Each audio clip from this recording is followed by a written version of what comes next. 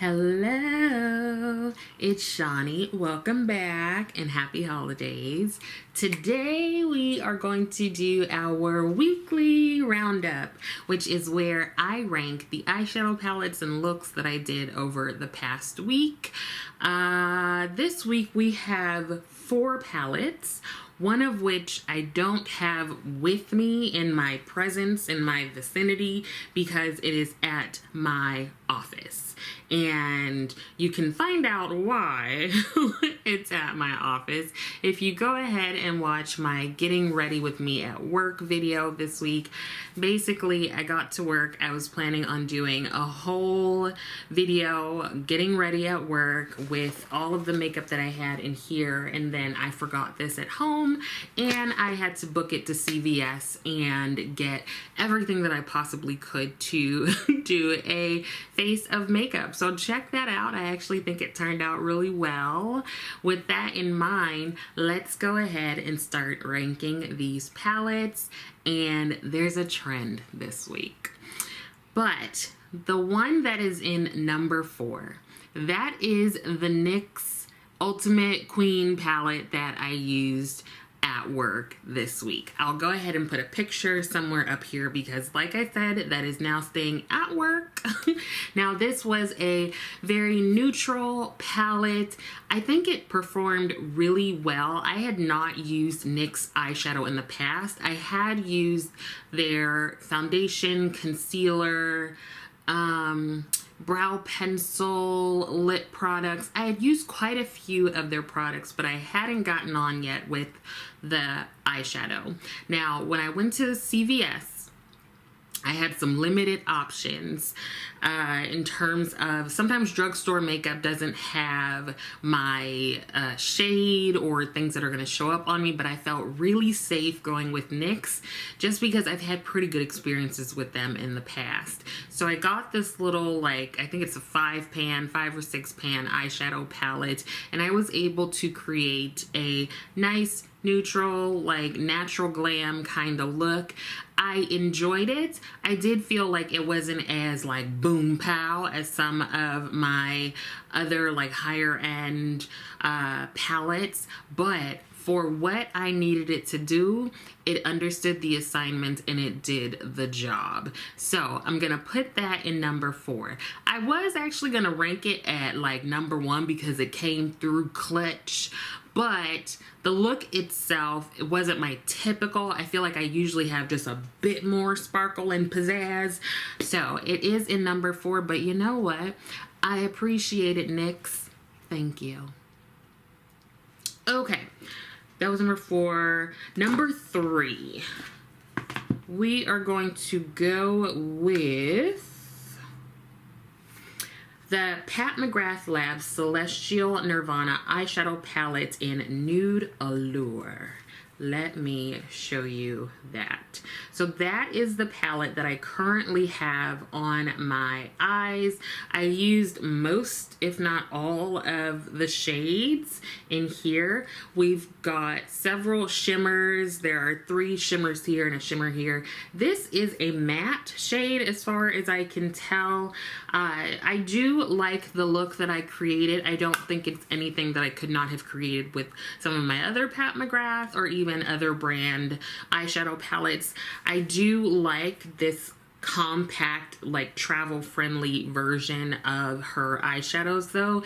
Everything went on really well. I think it's very pretty. It can be soft. You can amp it up and make it a bit more smoky if you like. Now you do only have the one matte shade here, so if you're someone that prefers to have more mattes in your palettes, then this isn't for you. I found the shimmers to be really easy. I mainly use them with my finger.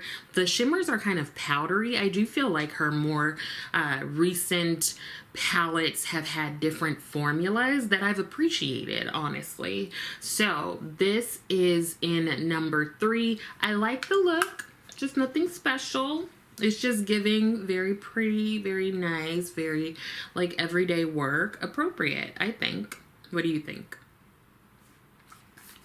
That was number 3. Number 2 very similar to that one, is a Celestial Nirvana eyeshadow palette in Bronze Bliss, again from The Dame. Now, I was curious about this one.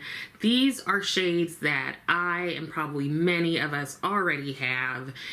We probably already have them in Pat McGrath palettes, but I was really keen on getting these because I wanted to have a Pat McGrath palette that wasn't as heavy with like the black packaging, the black lacquer of her Mothership palettes. That can be pretty heavy. I wanted something that I could easily like throw in my makeup bag when I remember to take it with me. Okay, so I had also seen a couple of reviews and folks who used this black shade here, La Vie en Noir. Like I remember Tara Lynn feeling like it wasn't deep enough.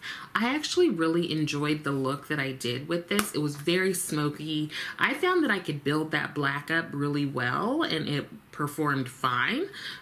So I liked the shimmers. I used this one before I used the Nude Allure, so I got a chance to kind of see how the shimmers were. Again, this one only has one matte and is this like grayish black. It's not like that blackest black or deep black. It's kind of like grayish bluish black. So if you're looking for that like super deep black, this isn't going to give it to you, but I do think that you can still get a pretty good, nice, smoky look with it that you can do for work or even after work. Now, let me tell you a quick story before I tell you number one, okay? So I did get my smart lock installed. It's fine. Of course, they came like 2 hours later than the 4-hour time frame they said they were gonna come. I had a headache. But let me tell you what your homegirl Rose did. I know a lot of you are on Team Rose.